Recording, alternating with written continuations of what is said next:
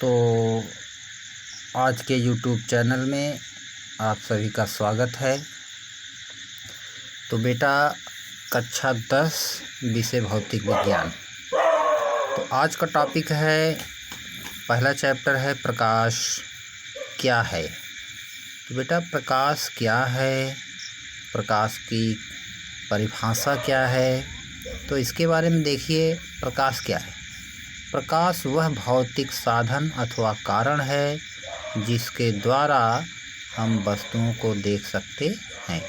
प्रकाश वह भौतिक साधन अथवा कारण है जिसके द्वारा हम वस्तुओं को देख सकते हैं। अर्थात मतलब दूसरी परिभाषा बेटा, तो दूसरी परिभाषा क्या है? प्रकाश एक प्रकार की ऊर्जा है जो हमारे दृष्टि ज्ञान को जागृत करता है। प्रकाश एक प्रकार की ऊर्जा है जो हमारे दृष्टि ज्ञान को जागृत करता है। अब बेटा इन दोनों परिभाषाओं का मतलब क्या है? तो इन दोनों परिभाषाओं का मतलब ये है बेटा कि प्रकाश जो होता है ये एक ऐसी वस्तु है या एक ऐसा साधन है, एक ऐसा कारक है जिसकी सहायता से हम वस्तुओं को देखते हैं।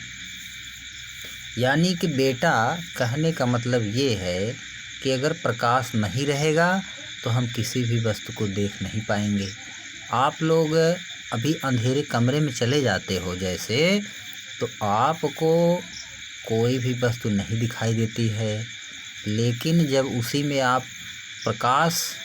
कोई प्रकाशिक वस्तु, प्रकाश देने वाली वस्तु उसमें लेके जाते हो, तब जाके आपको वस्तुएं दिखाई देने लगती हैं।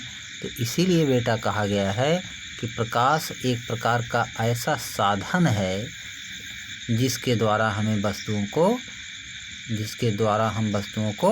देख सकते हैं या जिसके द्वारा वस्तुएं हमें दिखाई देती हैं। अब जब प्रकाश किसी वस्तु पे पड़ता है तो उससे टकरा करके वापस लौटता है। वापस लौट करके बेटा कहाँ जाता है? तो वापस लौट करके आँख में जो रेटिना नाम का पर्दा होता है उस पे जा कर के पड़ता है, और जो सामने वस्तु रहती है उसका उल्टा प्रतिबिंब रेटिना नाम के पर्दे पर बनता है। और जो है दिमाग आपका, यानी हम लोगों का जो माइंड होता है, वो अनुभव के आधार पे उसका सीधा प्रतिबिंब प्राप्त कर लेता है। तो आप लोग समझ रहे हैं ना, ये मतलब होता है।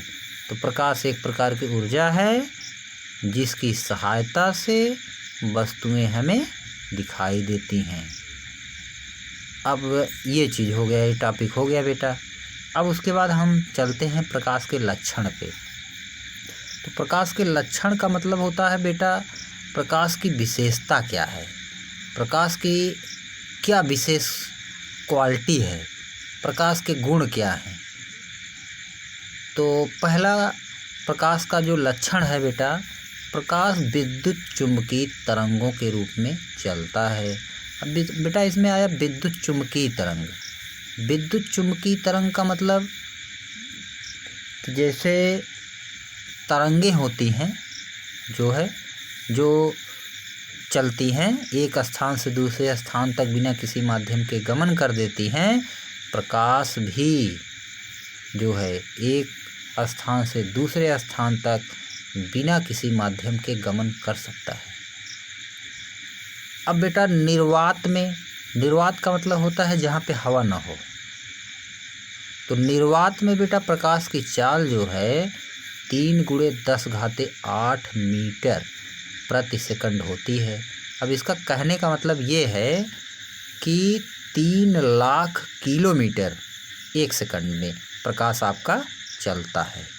3 लाख किलोमीटर एक सेकंड में प्रकाश चलता है। अगले क्या है? प्रकाश सरल रेखा में गति करता है। प्रकाश कैसे गति करता है? प्रकाश सरल रेखा में गति करता है। ठोस तथा द्रव माध्यम के तलों से प्रकाश का परावर्तन होता है।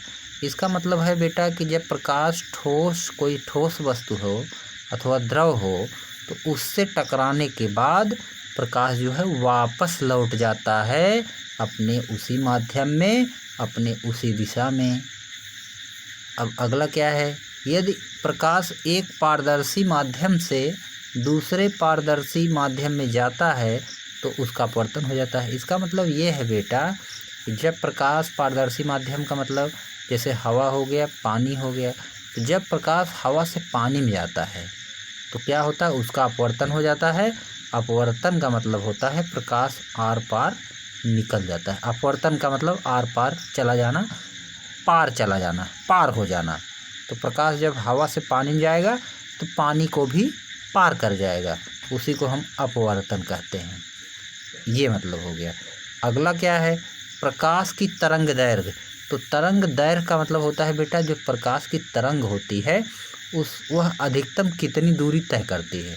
तो प्रकाश की तरंग दैर्घ्य जो है 3900 एंगस्ट्रॉम से लेकर के 7800 एंगस्ट्रॉम तक होती है। यानी कि जो प्रकाश की न्यूनतम तरंग दैर्घ्य होती है वो 3900 एंगस्ट्रॉम होती है, और जो प्रकाश की अधिकतम तरंग दैर्घ्य होती है वो 7800 एंगस्ट्रॉम होती है। और बेटा तरंग दैर्घ्य का मतलब होता है तरंगों की दूरी, तरंगों की दूरी ही तरंग दैर्घ्य है। अगला क्या है, प्रकाश तरंगों के लाक्षणिक गुण व्यक्तीकरण, विवर्तन और ध्रुवण प्रदर्शित करता है।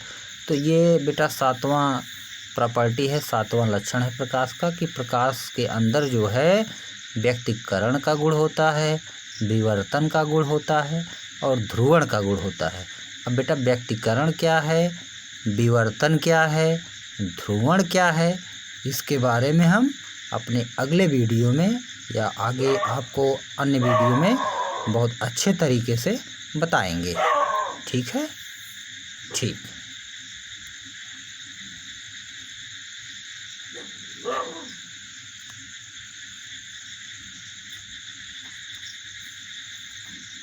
कहो है।